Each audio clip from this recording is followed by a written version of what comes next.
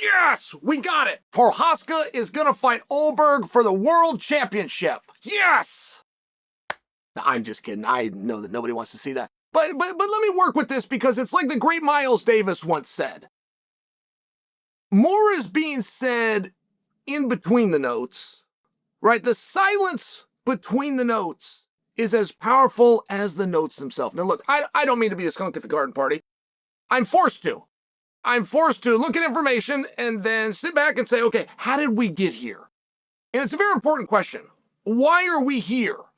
We got a steel cage. We got two guys wearing short pants with gloves and a mouthpiece. Why are we here? All right. My first note that I'm hearing, when I hear about this announcement, the first thing that I'm hearing is that we're going to take Prochazka, okay, who lost twice to Pereira, and we're going to put him against Ulberg, who, according to Ulberg, doesn't want to fight Pereira. Now, when Ulberg sees it, goes, Chael, why would you say that? I would have fought Pereira. I'm not looking to be a jerk about it. I'm using history. You had X amount of time to build a fight with Pereira, and you never did it, ever. There is no comment anywhere. There is no interview done anywhere. I get contacted by every fighter on the roster to get a message out. I haven't heard from Ulberg or his team. That's just a reality. So we got one guy that doesn't want to fight Pereira against a guy that lost to Pereira twice. Meanwhile, we got a guy over in the mountain range named Ankalaev who beat Pereira. So why is Ankalaev not fighting for the title? There could be a reasonable answer. Perhaps he was called. He's dealing with an injury. I'm looking. Why is Pereira not fighting for a title? Moreover, do you think that Ulberg can beat Roundtree? Is that what you think? If you do, great. Ulberg's beat up 6 guys in a row and his only loss was his very first fight, and he's really handsome and he could come out of this thing a big star. Like if he goes out and he stops Prochazka, it's a big deal. And Prochazka's got this gimmick, he's got this angle, he's got the samurai thing going, he's got the interesting haircut, he's got a bunch of fans coming out of this with the belt that they took off of him for a shoulder injury, which, by the way, was misdiagnosed in the first place. Like, there's room. There's room. But if I'm trying to build content out of this piece, the first thing I have to do is just question how we got here. Now, Prochazka's a favorite, okay? Minus 143 according to my partners over at DraftKings. Fight's still 5 weeks away. I don't know that I would disagree with that. And another part about what's in between the notes. What's the silent part? Well, it does involve. It involves Chimaev. Chimaev has been calling out Pereira. And most of us don't know why. I mean, most of us have been kind of stuck.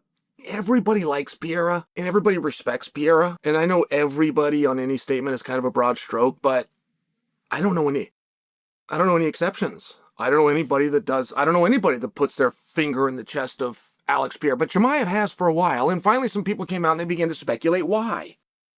You know, was this something where they cross paths? Was this something that involves something personal? And other people were saying, no, it's as simple as this. Chimaev wants to go to 205 pounds. Pereira's got the belt. If he can build some interest with Pereira, then he can simply transition to 205 pounds. Doesn't have to go to 185 anymore. All right, I don't know if that's accurate, but I'm sharing for you that was kind of a little bit of a contention out there. And when you do remove Pereira from 205 pounds, and now you've got an opportunity. This would be the perfect opportunity to bring somebody like Chimaev up. But they didn't do it.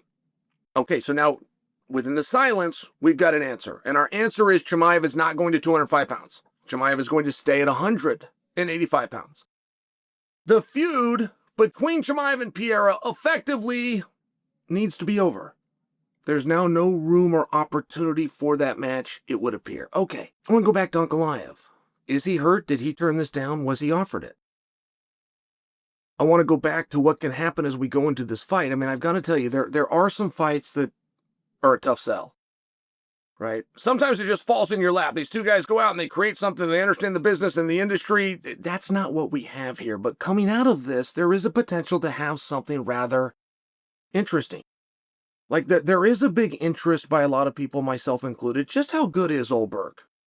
He stopped a lot of people, and is that because he's so good? Is that because he's so much better? Or does he keep on catching these guys, right? Like, there's some commonalities where if you can get a guy out of there and you can do it early, you can look pretty good.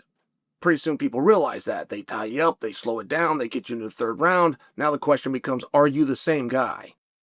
Are you the same threat 15 minutes in that you were 15 seconds in? And there is a little bit of a question with that. Ulberg hits very hard. Like him and Jiri, I do suspect for you is going to be an interesting match. And the fact that DraftKings has Jiri as a favorite, but it's a minus 143. I mean, not for nothing, minus 143. It's kind of even money. That's not extremely lopsided. So there are some people that are really questioning, thinking that Ulberg's great. But where do we go from there? I mean, I'm just curious why Ankalaev isn't part of this. Consider you got a guy that lost to Pereira twice versus a guy that didn't appear that he wanted to fight Pereira, and we got a guy out there that beat Pereira. Okay, great. So, what do you do with Ankalaev? If you're not going to put him in this situation, who do you put him against, and how many more guys does he have to beat until he is considered for this situation? And there's just... There's some moving parts around this. Ulberg versus Prochazka, that sounds good to me. That sounds right. But is that to say that Pereira's next opponent was supposed to be Ulberg? Okay. If that's true, then Ulberg belongs there. If Ulberg turned that fight down, then does that mean that Pereira's next fight would have been Prochazka? No. No, they did that and they did it again. So who is the right guys? If you had the power, if you had the magic wand, if you were the matchmaker, are you with me?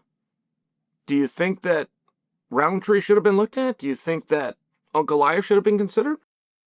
Or is this the fight? Is this the right one? Should it be Prochazka versus Ulberg for the World Championship?